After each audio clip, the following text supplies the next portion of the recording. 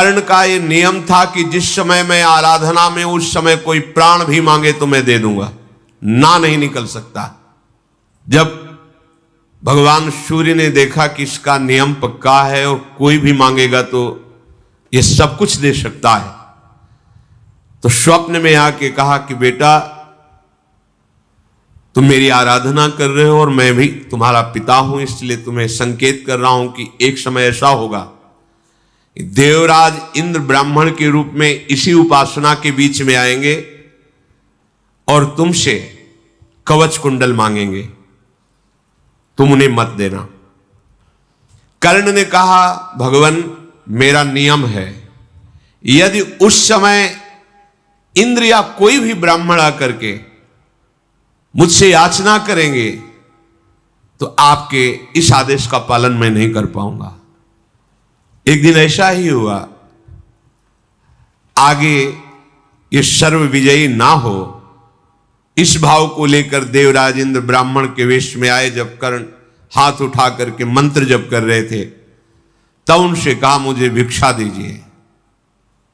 कर्ण ने हाथ जोड़कर कहा आप बोले आपको क्या चाहिए। उनका तुम्हारे जन्म के साथ प्रकट हुआ एक कवच और एक कुंडल, उसी समय काट करके कुंडल और उधेड़ कर त्वचा से कवच दे दिया। कर्ण के लिए कोई अदेय नहीं था, दानियों में शिरोमणि थे। कवच और कुंडल लेकर के मुस्कुराते हुए कहा कि तुम्हारे जैसा नियम पालन करने वाला और दान देने वाला अद्वितीय वीर अभी मैंने नहीं देखा। जबकि तुम्हें पता है मैं कौन हूं, फिर भी तुम ऐसा साहस का काम किया। मैं बहुत प्रसन्न हूं, तुम जो चाहो मुझसे मांग सकते हो। तो उन्होंने कहा भगवान मुझे पता है आपके पास एक ऐसी शक्ति है, विश्व ब्रह्मांड में किसी के ऊपर चला दी जाए वो नष्ट ही हो जाएगा, मुझे वो शक्ति चाहिए अमोघ वर्ची। देवता असुर मनुष्य गंधर्व नाग राक्षस कोई भी त्रिभुवन में जिसके ऊपर संधान कर दी जाए वो नष्ट ही हो जाएगा। देवराज इंद्र ने उनको अमोघ शक्ति प्रदान की। यह अमोघ कार्य करने के कारण इनका नाम कर्ण नाम हुआ, जो छेदन करके अपने कवच को और कुंडल को प्रदान किया। कुंती भोज की पुत्री विशाल नेत्र वाली कुंती जी जब यौवन अवस्था को, यह रहस्य किसी ने नहीं जाना, ये गुप्त रहा कि कुमार अवस्था में भगवान सूर्यदेव की कृपा से कर्ण का प्रादुर्भाव, यह अभी कोई नहीं जानता। कुंती जी जब युवा अवस्था को प्राप्त हुई, मनोहर रूप तेजस्विनी, तो महाराज कन्या के पिता कुंती भोज ने बड़े बड़े राजाओं को बुलाया और स्वयंवर किया कि जिसे हमारी पुत्री कुंती स्वयं वरण करेगी, आप लोग विराजमान हुए, ये पसंद करेंगे। जब भीष्म जी को पता चला तो महाराज पांडु को भेजा, धृतराष्ट्र का ब्याह गांधारी से, महाराज पांडु को, भरतवंश शिरोमणि नृपश्रेष्ठ पांडु उस सभा में गए। सिंह के समान महान बलशाली तेजस्वी भगवान व्यासदेव जी के द्वारा प्रकट हुए हैं। उनको देखते ही कुंती जी के मन में आ गया कि अब किसी राजकुमार को देखने की जरूरत ही नहीं है। एक ही दृष्टि में महाराज पांडु को स्वीकार कर लिया और पांडु जी के गले में वरमाला डाल दी। जब राजाओं ने देखा कि वरण तो पांडु का हो गया तो सब अपने वाहनों द्वारा वापस हो गए। कुरुनंदन पांडु कुमारी कुंती से संयुक्त होकर सची के साथ जैसे देवराजेंद्र शोभा पाते हैं ऐसे शोभायमान हुए। कुंती भोज ने शास्त्रीय पद्धति से फिर पांडु का कुंती जी के साथ विवाह संस्कार किया।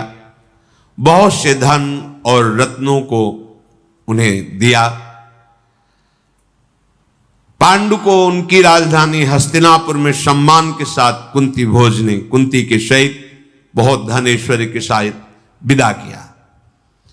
बड़े बड़े ब्राह्मण महर्षि आकर के पांडु को आशीर्वाद दिए। शांतनुनंदन भीष्म जी ने विचार किया चक्रवर्ती राजा की एक और रानी होनी चाहिए। बूढ़े मंत्री ब्राह्मण महर्षि चतुरंगिणी सेना के साथ मद्रास की राजधानी में स्वयं भीष्म जी गए। वाल्मीकि शिरोमणि राजा शल्य ने जब सुना महापराक्रमी महाभागवत भीष्म जी पधारे हैं, तो नगर से बाहर निकलकर उनकी अगवानी की, स्वागत सत्कार किया, महल में ले गए, सुंदर आसन पाद्य अर्घ आदि देकर उनकी पूजा की। भीष्म जी से कहा आपका आगमन व्यर्थ नहीं हो सकता, आप आगमन का प्रयोजन बताइए। भीष्म जी ने कहा मद्राज, मैंने सुना है तुम्हारी एक बहुत ही सुंदर सुशील कन्या है, मैं उसके लिए आया हूं। उस यशस्वनी को जिसका नाम माद्री है, अपने पांडु के लिए मैं उसे वरण करता हूं। उनका राजन, ये तो हमारे भाग्य की बात है कि स्वयं भीष्म मांग रहे हैं पांडु के लिए, पर हमारे यहां एक नियम है, कुल परंपरा से चला आ रहा है कि हम कन्या उसी को देते हैं जो ऐश्वर्य हमें समर्पित करता है। ये परंपरा चली आ रही है, हमारा कुल धर्म है, और जो हमारे बुजुर्ग करते चले आ रहे हैं वही हमें प्रमाण मानना है। तो हमारी खोज करोगे तो वहां नहीं। भीष्म जी ने कहा स्वेच्छा से हम दे या आप अंक बोलेंगे? उनका नहीं, कुछ भी, बस एक नियम है। भीष्म ने बहुत से रत्न आभूषण सब, हाथी घोड़े बहुत से दिए। महातेजस्वी भीष्म जी ने तृप्त कर दिया शल्य को। स्वर्ण आभूषण, शास्त्रों विचित्र प्रकार के रत्न, हाथी घोड़े रथ वस्त्र अलंकार, मणि मोती मूंगे ढेर लगा दिए भीष्म जी। शल्य ने वस्त्राभूषणों से विभूषित करके राजा पांडु के लिए कुरुश्रेष्ठ भीष्म को कन्या समर्पित की। गंगानंदन भीष्म माद्री जी को लेकर हस्तिनापुर आए और ब्राह्मणों द्वारा राजा पांडु की दूसरी ब्याह पद्धति माद्री के साथ पूर्ण किया।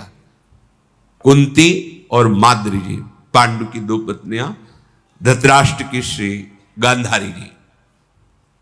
राजाओं में श्रेष्ठ महाराज पांडु अपनी दोनों पत्नी कुंती और माद्री के साथ आनंद पूर्वक महल में रहने लगे। भीष्म जी ने संकेत किया कि चक्रवर्ती सम्राट सिंहासन पर वही सुशोभित होता है जो पूरी पृथ्वी पर विजय प्राप्त कर सके। महलों में ही रहने का अवसर नहीं, ब्याह हो गया है, निकलो और पूरे विश्व को परास्त करके फिर सिंहासन पर बैठो। आज्ञा के अनुसार समूची पृथ्वी पर विजय प्राप्त करने के लिए राजधानी से बाहर निकले महाराज पांडु। भीष्म जी के चरणों में मस्तक रखकर झुकाया। ब्राह्मणों ने मंगलाचरण किया। पांडु देव कुमारों के समान महान तेजस्वी बलशाली थे। अपने सैनिकों के साथ शत्रुओं, जो राजशत्रु थे, उन पर धावा बोला। पराक्रमी पांडु सबसे पहले विंध्य पर्वत के पूर्व दक्षिण की ओर, जिसे भिलसा कहते हैं, उस राजधानी में आक्रमण किया। फिर मगध देश में, उस समय दीर्घ नाम का राजा मगध राज पर राज्य करता था, उसे मार गिराया। फिर मिथिला देश, फिर काशीपुरी, सुई, पुंड्र, बड़े बड़े विश्व में, पूरे विश्व में जो भी राजा उनके आगे सर नहीं झुकाता उसे बंदी बना लेते, उसे दंड देते। परास्त करके राजा पांडु प्रज्वलित अग्नि के समान सुशोभित हुए। सेना सहित पांडु अपार संपत्ति, जो राजा मित्र थे वो भेंट देते, जो शत्रु थे उनको बंदी बनाकर बहुत सी संपत्ति, ढेर के ढेर, पहाड़ के पहाड़ जैसे मणि मोती मूंगे सुवर्ण चांदी गौरत्न अश्वरत्न रथ रत्न हाथी ऊंट, बहुत सी मृग चर्म, क्या क्या सामग्री हस्तिनापुराधीश राजा पांडु जीत करके लाए। हस्तिनापुर में जब लौट कर आए तो उनका स्वागत हुआ।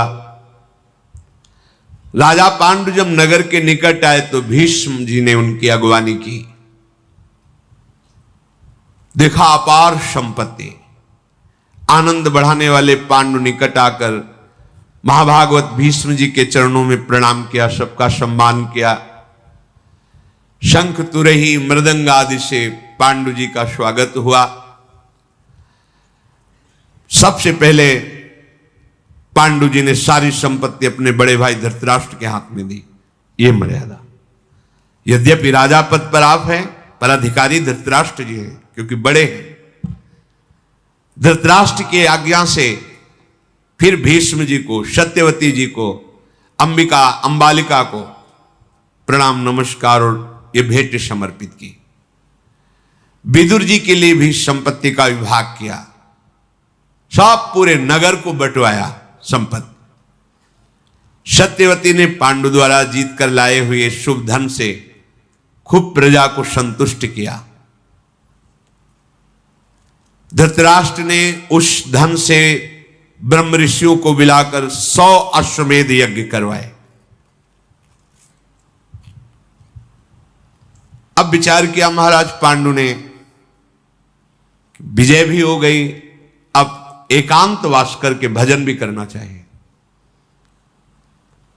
अपनी दोनों पत्नियों को लेकर, कुछ अंगरक्षकों को लेकर राजमहल के सुख को छोड़कर वन में वास करने का विचार किया कि वहां जो हिंसक, प्रजा में संक्रामक रोग फैलाने वाले पशु हैं उनका शिकार, और एकांत में मंत्र जाप आदि करते हुए कुछ समय, क्योंकि युद्ध आदि में बहुत हत्याएं होती हैं। हिमालय के दक्षिण भाग की रमणीय भूमि में पर्वत के शिखरों पर विचरते हुए वहां निवास करने लगे। कुंती और माद्री के साथ में वहां तलवार बाण धनुष विचित्र कवच धारण करके भ्रमण करते। पांडु को देख करके वनवासी ऋषि मुनि बहुत सुखी हुए कि रक्षा करेंगे। यहां धृतराष्ट्र की आज्ञा से प्रेरित होकर बहुत से गुप्तचर पांडु की सुरक्षा में गुप्त रूप से रहते। यद्यपि उन्होंने ऐसा कहा नहीं था, पर उस सुरक्षा में रहते, क्योंकि चक्रवर्ती सम्राट है, कोई आक्रमण न करे। समय बड़ा विचित्र होता है, सब समय सुख जैसा ही नहीं रहता कि एक सुख का कार्य चल रहा है तो सुख ही बना रहेगा। भीष्म जी ने विदुर जी का भी विवाह करवा दिया। अगर हमारा जीवन भगवान से युक्त है तो कोई भी विपत्ति चाहे जितनी बड़ी हो वो परास्त नहीं कर सकती। ये जो हाहाकार मचता है हमारे हृदय में, उसका कारण होता है धर्म का आश्रय नहीं, सत्य का आश्रय नहीं, भगवान का आश्रय नहीं। इधर एक दिन भगवान व्यासदेव जी महल पधारे तो गांधारी जी ने भगवान व्यासदेव जी की सेवा की। व्यास देव की ऐसी सेवा की व्यास भगवान बहुत प्रसन्न हुए। कहा तुम्हारी जो कोई मनपसंद वस्तु या जो भी चाहना हो। उन्होंने कहा कि मेरी यही चाह है कि महाबलवान मेरे 100 पुत्र हों। भगवान व्यासदेव जी ने कहा तथास्तु, ऐसा ही हो। धृतराष्ट्र के द्वारा गांधारी ने गर्भ धारण किया, पर 2 वर्ष व्यतीत हो गए, ना गर्भ बढ़ा, बस एक मांस का पिंड जैसा, और ना गर्भ प्रसव हुआ। गांधारी जी को बड़ी चिंता हुई कि भगवान व्यासदेव जी के आशीर्वाद से गर्भ हुआ है। जब गांधारी जी को 1 वर्ष गर्भ धारण किया था, उधर महाराज युधिष्ठिर का प्रादुर्भाव हुआ था, आगे प्रसंग में आएगा। युधिष्ठिर का प्रादुर्भाव गुप्तचरों ने जब बताया तो बहुत कष्ट हुआ गांधारी को, क्यों हमसे तो छोटी है, इतना तेजस्वी पुत्र 100 पुत्र होने थे हुआ, तो अपने पेट पर बहुत प्रहार किया। 2 वर्ष गर्भ धारण करने पर भी कोई हलचल नहीं, कोई कुछ नहीं, बड़ा उनको गुस्सा आया, प्रहार किया, मूर्छित हो गए। जब मूर्छा जगी तो देखा एक मांस का पिंड सामने प्रहार से। ये क्या भगवान व्यासदेव जी का आशीर्वाद, कोई आकृति नहीं, कोई ऐसा नहीं कि कोई हाथ पैर नाक, बस मांस का पिंड, और वो भी लोहे के समान कठोर। बड़ा शोक हुआ, 2 वर्षों तक इसको गर्भ में धारण किया, किस काम का। दासियों से कहा फेंक दिया जाए, जो ही दासियों ने उठाया भगवान व्यासदेव जी आ गए, ये क्या कर रहे हो? तो उनका भगवान इसका क्या करे, तो मांस का पिंड है। व्यास जी ने कहा मांस का पिंड नहीं है, हमारा आशीर्वाद है, जो हमने तुम्हें आशीर्वाद दिया था। उन्होंने कहा मुझे बहुत जलन हो रही, सुना है कि पांडु के एक तेजस्वी पुत्र प्रकट हुए युधिष्ठिर जी, मैं ये जलन बर्दाश्त नहीं कर सकती, इसलिए मैंने प्रहार किया तो गर्भ से मांस का पिंड निकला, और आपने 100 पुत्र होने का वरदान दिया था। भगवान व्यासदेव जी ने कहा विश्वास करो राजकुमारी, मैं कभी हास परिहास में भी मिथ्या नहीं बोलता, फिर आशीर्वाद या वरदान देने पर मिथ्या हो जाए, ऐसी कैसी बात हो सकती है? ये मेरे ही विधान से हुआ है। लाओ, अत्यंत शीतल जल लाओ। शीतल जल लाया गया, और उस मांस के पिंड पर जो ही भगवान व्यासदेव जी ने शीतल जल डाला तो उसके 101 हिस्से हो गए, 100 और 101 हिस्से हो गए। गांधारी को बड़ा आश्चर्य, बिना कुछ छेदन भेदन किए, और वो जैसे एक अंगुष्ठ प्रमाण ऐसे आकृति उसमें बालकों की सी झलकने लगी। भगवान व्यासदेव जी ने कहा 101 कुंड बनाए जाए, शुद्ध गाय का घी उसमें भरा जाए कुंडों में, और दिव्य औषधियां भगवान व्यासदेव जी ने डाली, और इन 101 हिस्से को हर कुंड में रख दिया जाए, ऊपर से बिल्कुल बंद कर दिया जाए, बीच में खोला ना जाए। 2 वर्ष तक प्रतीक्षा करना, इसके बाद इसमें महाबली पुत्र प्रकट हो जाएंगे। 2 वर्ष बीतने का जो क्रम बताया था, उसी क्रम से पहला जे ही कुंड का ढक्कन खुला गया तो दुर्योधन का प्रादुर्भाव हुआ। बड़ा दुर्धर्ष वीर, धृतराष्ट्र का यह पुत्र जन्म लेते ही ऐसी विचित्र भयावनी आवाज से रोया कि जितने गीद गीदड़ गधे कौवे सब चिल्लाने लगे, हाहाकार मच गया हस्तिनापुर में। समस्त गुरुजनों को बुलाया गया, श्रेष्ठ श्रेष्ठ। धृतराष्ट्र जी ने कहा कि ये तो बड़ा भयावह विषय है कि पुत्र होके ऐसा रोया जिससे कौवा गीद गधा ये सब अनिष्ट करने वाले जीव गूंज पड़े। जैसे कोई मंगल जन्म होता है तो दुंदुभियां बजती है, देवता पुष्प वर्षा कर, इसमें गधा रोए गीद गौए, क्योंकि ये भगवत विरोधी का अवतार है। ये मेरा ज्येष्ठ पुत्र है, क्या ये राजा बनने लायक है? विदुर जी, भीष्म जी, बड़े बड़े महात्मा, उनके बीच में धृतराष्ट्र जी ने कहा। बड़े बड़े ब्रह्म ऋषियों ने विचार किया, फिर परम धर्मात्मा विदुर जी बोले, नरश्रेष्ठ, आपके पुत्र के जन्म होने में जो अपशकुन हुए हैं, इनका विचार कर मैं कहता हूं यही पुत्र तुम्हारे वंश का समूचे विनाश करवा देगा। मेरी सलाह है इसको तुरंत मार दिया जाए या इसको तुरंत फेंकवा दिया जाए, बिल्कुल ना रखा जाए। इसकी रक्षा की गई तो कोई रक्षा लायक नहीं रहेगा आपके कुल में, इसको हटा दिया जाए। 99 पुत्र आपके रहेंगे, बड़ा पुत्र आप इसको नष्ट करवा दीजिए। यदि शांति चाहते हो तो एक पुत्र का त्याग कर दो। हम नीति को जानते हैं, अगर एक पुत्र के द्वारा पूरे कुल का नाश हो रहा हो तो उस पुत्र को त्याग देना चाहिए। नीति कहती है समूचे कुल का नाश ठीक नहीं है।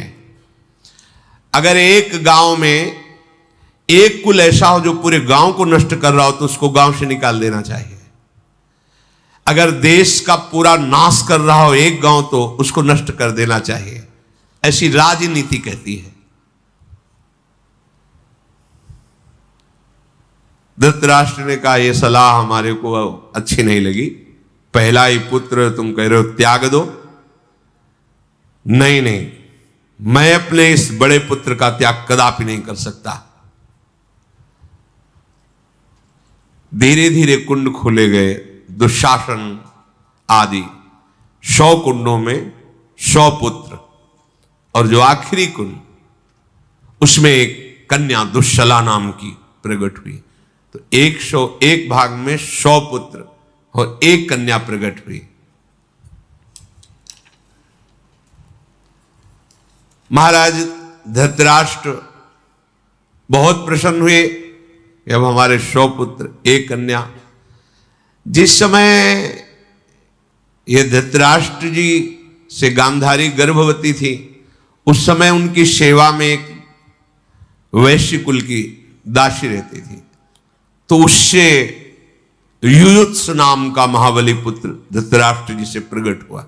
ये अलग है, 100 से अलग है। ये महात्मा पांडु जी माद्री और कुंती के साथ वन में रहते थे। एक दिन की बात, ये विचर रहे थे तो ऐसा कभी तेजस्वी मृग ही नहीं देखा था जैसा देखा, और वो मैथुन धर्म से युक्त था। पता नहीं इनके मन में क्या आया। वैसे सिद्धांत है कोई भी जीव मैथुन कर रहा हो तो एक बार के बाद दोबारा दृष्टि नहीं जानी चाहिए, फिर उनको विक्षेप पहुंचाना तो बिल्कुल ठीक नहीं। कोई भी जीव जंतु से उनको बिल्कुल ठीक नहीं, पर प्रभु की लीला ही होगी। इतने धर्मज्ञ राजा को उस समय बात समझ में नहीं आई, और राजा का अधिकार होता है, जैसे प्रजा ऐसे वन सब उसके अंदर होता है। राजा पांडु ने इतना तेजस्वी मृग और मृगी को देखकर विचार किया कि बहुत अच्छी मृगशाला बनेगी। 5 सुंदर बाणों से उस समय, जिस समय मैथुन धर्म से युक्त, एक साथ बींध दिया। जे ही बींधा तो ही आवाज आई, ये कौन सा मेरा अपराध था राजा, तूने विचार नहीं किया? उनके होश उड़ गए कि मनुष्य आवाज कैसी। समीप गए तो दोनों मृग शरीर, मृग और मृगी, एक साथ 5 बाणों से बिंधे हुए तड़प रहे थे। ऐसी अवस्था में देख करके महाराज को हुआ कि आवाज किधर से आई थी ये। उनका राजन, तुम बुद्धि शून्य हो, इस समय तुमसे पाप बन गया। क्रूरतापूर्ण कर्म आपको सुशोभित नहीं देता। आपका बुरा प्रारब्ध लागू हो गया है, क्योंकि आप बुद्धिहीनता का महान पाप कर्म कर बैठे। क्या तुम धर्म में मन लगाने वाले राजर्षियों के अनुसार चल रहे हो? ये जो आचरण किया, मैं काम के वशीभूत था और तुमने उस समय मेरा प्राण हरण करने के लिए बाणों से भेदन किया। पांडु बोले, शत्रुओं का वध करना और मृगया करना ये राजाओं का धर्म बताया गया है, तुम कैसे कह सकते हो कि मैंने अधर्म किया? मृगों का वध करना यह राजाओं के स्वभाव में होता है। मैंने मोहवश या पापवश या निंदनीय कोई आचरण नहीं किया आज तक।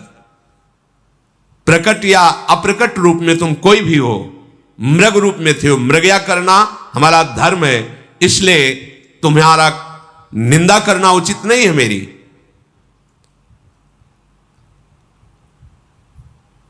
क्षत्रिय धर्म के अनुसार मृगों का वध करना प्रमाण सिद्ध शास्त्र अनुकूल बर्ताव है। जो मृग रूप में थे उन्होंने कहा शत्रुओं पर आक्रमण करना तुम्हारा धर्म हो सकता है, पर मेरे द्वारा तुम्हारी क्या शत्रुता हुई? मैं अत्यंत कोमल मृग शरीर धारण किए हूं, मैंने तुम्हारा क्या बिगाड़ा था? और यदि तुम ऐसा करते हो, कहते हो कि मृगया करना तुम्हारा धर्म है, तो कुछ क्षण रुक जाते और मैथुन धर्म से मैं निवृत्त हो जाता। उस समय तुम बाण संधान करते तो धर्मयुक्त था। यह कौन सा धर्म है? पांडु बोले शिकार के समय नहीं देखा जाता है कि वो किस स्थिति में है, इस स्थिति में आवे तब शिकार किया जाए। सावधान है कि असावधान है, कोई युद्ध नहीं है। युद्ध में कहा जाता है सावधान, लेकिन मृगया शिकार में नहीं कहा जाता। तुम व्यर्थ में मेरी निंदा मत करो। मृग से आ जाए, मैं अपने मारे जाने के कारण तुम्हारी निंदा नहीं कर रहा हूं। तुम मृगों को मारते हो, मुझे तो बस इतना कहना है कि तुम में तनिक भी दया नहीं। जब मैथुन धर्म से युक्त तो तुमने प्रतीक्षा भी नहीं कि उसी समय मुझे बेध दिया। ये कोई भी दयालु प्राणी नहीं कर सकता। जब कोई जीव मैथुन धर्म से युक्त हो तो विवेकशील पुरुष को चाहिए उससे दूरी हट जाए। धर्म ऐसा कहता है। मैं कोई मृग नहीं हूं, मेरा नाम किंदम ऋषि है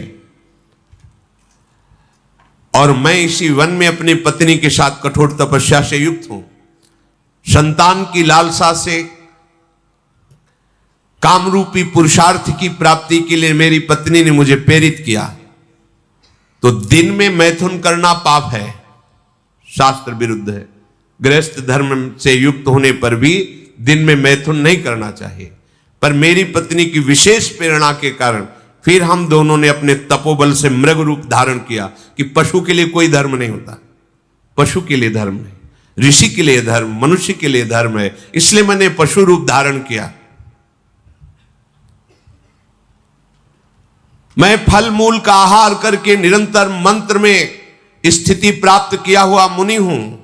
शाम दम्स का पालन करने वाला हूं। केवल पत्नी की प्रेरणा से संतान उत्पत्ति के लिए मैंने ये पशु रूप धारण करके चेष्टा की और तुमने हत्या कर दी हमारी।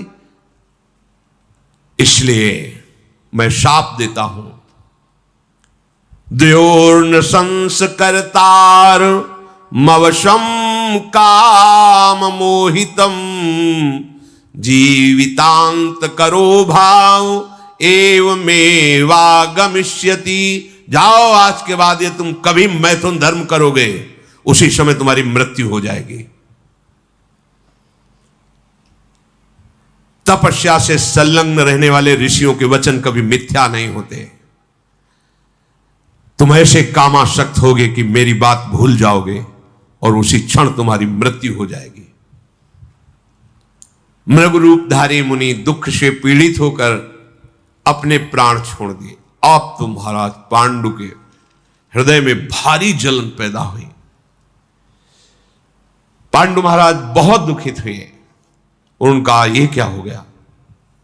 मैंने तो मृग समझा था, ये तो ऋषि और पुत्र उत्पत्ति के संकल्प से युक्त, और इतना भयंकर शाप। अभी तो एक भी संतान नहीं हुई। अंतःकरण में इतनी ग्लानि प्रकट हुई उनके हृदय में। उनका मैं अब राजमार्ग पे नहीं चलूंगा, अब मोक्ष मार्ग पे चलूंगा। हर एक भोग का त्याग कर कठोर तपस्या के द्वारा अब उस मार्ग पे चलूंगा जिससे मोक्ष प्राप्त होता है। मैं अपने शरीर को निसंदेह कठोर तपस्या में संलग्न करके सुखा दूंगा, कभी भी स्त्री का स्पर्श नहीं करूंगा, वृक्ष से भिक्षा मांगकर जीऊंगा, मौन होकर सन्यास धर्म का या वानप्रस्थाश्रम का पालन करूंगा। धिक्कार है हमारे जीवन पर, मैंने क्या कर दिया। मैं ऐसा धर्म ग्रहण करूंगा जिसमें प्रिय और अप्रिय दोनों समान होते हैं। यही है विरक्त का धर्म, उसका ना कोई प्रिय होता ना कोई अप्रिय होता है। मैं किसी के वियोग का कभी शोक नहीं करूंगा, किसी के संयोग से कभी हर्षित नहीं होऊंगा। यह है विरक्त धर्म।